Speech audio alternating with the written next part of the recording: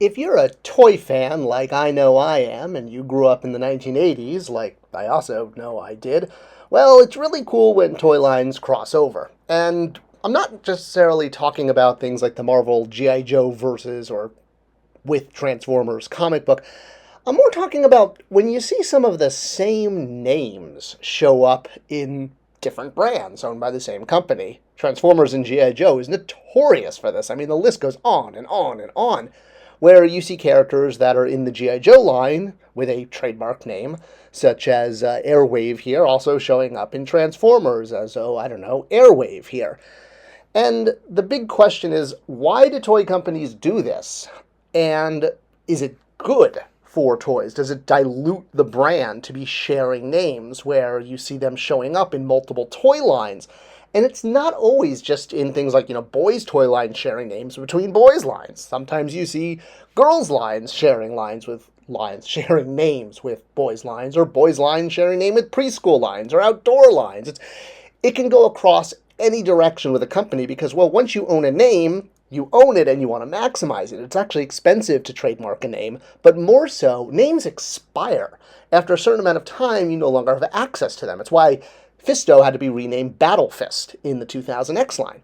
One of the ways we got around this with Masters of the Universe Classics, or at least attempted to solve this, was by using the white shipper boxes as a place to put names that we knew were either going to expire or we wanted to trademark. Sometimes they would be things that would wind up on maps, like the Valley of Gnarl. Other times they were names that we knew, like, oops, whoa, Snake Mountain is about to expire. We better throw that on a box, quick, or we're going to lose rights to it. And this became a convenient, cost-effective way to maintain trademarks without diluting the brand by just awkwardly naming toys and other brands with the same name, much as the way Transformers, G.I. Joe, and My Little Ponies tend to share a lot of the same names, and in my opinion, that does tend to dilute the brand a lot. So, while brand dilution is one of the concerns, the fact that names can be preserved by using them in different brands is a technique that can actually help save important brands down the line, or rather important names, and you can avoid losing the trademark, again, much as Mattel lost Fisto to Kit Fisto. So sometimes things like Grizzlor, which was used as a Hot Wheels in the late 80s after He-Man was over, well, because of that Hot Wheels car, we had access to the name Grizzlor for classics. Or the Triclops Tycho RC, even though they changed the C to a K, and that doesn't matter as long as the pronunciation is the same. Well, that's why you can still have Triclops with a K today. The name was preserved by the Tycho RC vehicle. Perhaps without that, this name would no longer be trademarked to Mattel, and Triclops would have to be renamed, Three Eyes or something like that. Now, there's another way that brands sometimes share or swipe from each other, and that can range from homages to, well, outright theft. Imaginext, one of Mattel's younger skewing brands, is notorious for the Masters of the Universe references. Dracula here has a little bat attached to his arm, and if you're a Masters of the Universe fan, you may recognize that this is the exact same bat that Hordak had in his 1985 figure. This was clearly done out of love for the brand, and, having Dracula have a red bat on his arm really isn't a big deal.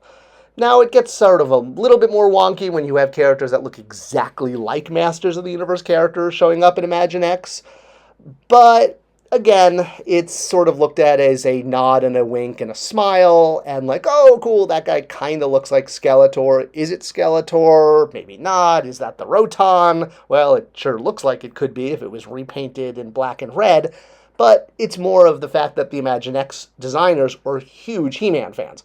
I made a presentation to Fisher-Price in New York one year, and I got to know the folks in the brand. I did make a whole video about all the Motu hidden references in Imaginext. I'll link it at the end. But sometimes they go, shall we say, too far, and such was the case of the Wizard Castle in Imaginext. So at first glance, this just looks like your ordinary sort of D&D fantasy trope castle. You've got your dragons, you've got your wizards, you've got your upside down, you've got your rings of power. But don't look too closely because, well, one of the more notorious details of this set was that it had a dungeon, and on that dungeon grate was engraved this. Now, at first glance, it just looks like a bunch of, weird creatures gripping on, but If you take a step back and imagine a little paint added to this and what it would look like if it was in full color and not just cast in blue, you would realize that, oh, that's the dungeon grate from the original 1982 Castle Grayskull right there on an Imaginext set. So this is one of those cases where it does become an issue, specifically because of the timing. This set came out at the time we were doing the Motu Classics Castle, which originally in the blueprints had a 3D representation of the dungeon included.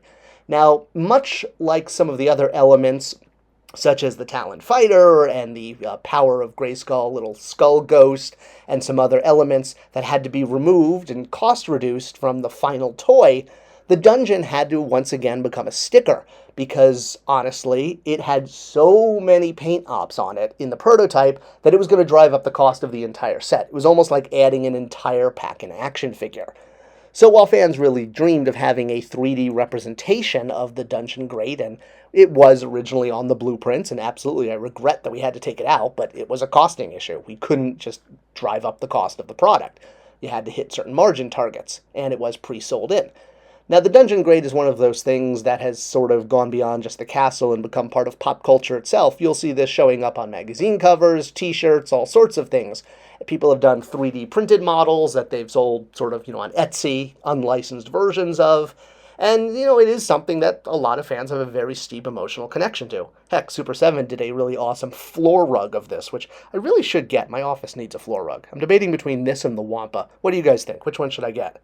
Well, either way, when a non-painted molded version showed up in this wizard tower and fans noticed it, at the same exact moment in time they were being denied this dungeon grate in Classics, it became a sticking point, and it was like, turning the knife in the wound. Here you were saying you can't have the dungeon grate in the Classics castle, but if you just go buy an Imaginext castle, there's the dungeon grate right there. So it was one of those things like, wow, could you guys have called us and told us you were going to do this? We had no idea when it just showed up on shelf. So it was a sticking point because of the timing. I suppose if this had happened when there wasn't a castle in the works for the collector on Matty Collector at the time, it might not have been an issue. Likewise, I think one of the other big offenders, and one that I actually had a whole personal, confrontation with the brand manager over was this Max Steel Saber-Tooth Tiger. Actually, it's a great name. That's a great name for a toy, especially because Max Steel has a long history of fighting, riding, surfing, and just hanging around with cyborg-enhanced animals. It was sort of part of the brand DNA, and Max Steel had been doing that for, 15, 20 years, having him pair up with different animals as part of the play pattern. So when a Saber-Tooth Tiger showed up in the Max Steel line, it was really no different from him fighting a cybernetic shark or a cybernetic mouse. I don't know what else he fought. I don't have too many Max Steel toys. But if you look closely at this one, you'll realize this isn't just any ordinary cat. That's the Masters of the Universe Classics Battle Cat with articulation removed. It's not exactly, a straight-up rip-off of the 2000X look of Battle Cat, although it does take influence. But in this case, it's literally the tool. They took the tool, they modified it by removing articulation, and then issued it with a new head, or with, added pieces to it to have the giant walrus tusks, if you will. And all of this was done without one word to the Masters of the Universe Classics team. Now, the issue was, much like the Dungeon Grade, is fans were paying a premium price for their highly articulated Battle Cat. So the fact that you could get a less articulated Battle Cat, granted it wasn't Battle Cat, but the same tool in the Max Steel line was again like turning the knife in the wound. It was, sugar in the gas tank, or, turning off the fireworks on Arbor Day. It's one of those things you just don't do. I'm kind of glad we never had a rhinoceros in the Masters of the Universe Classics line. I can't imagine what Max Steel would have done.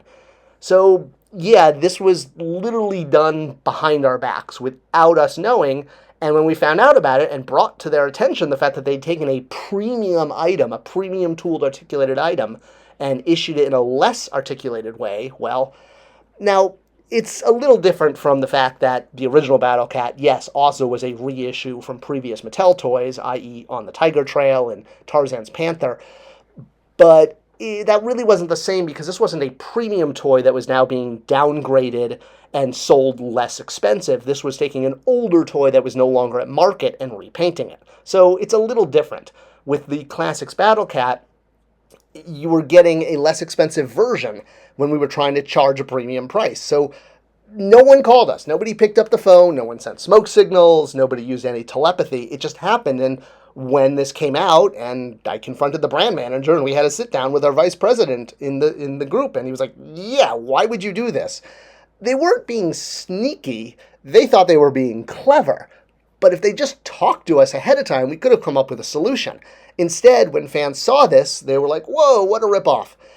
The reason these things happen is because so many people in the toy industry work in silos. I don't mean literally on farms, but they're very isolated on their brands, and brands just don't talk to each other. It's amazing. If people just communicated more in the toy industry, you could avoid this stuff.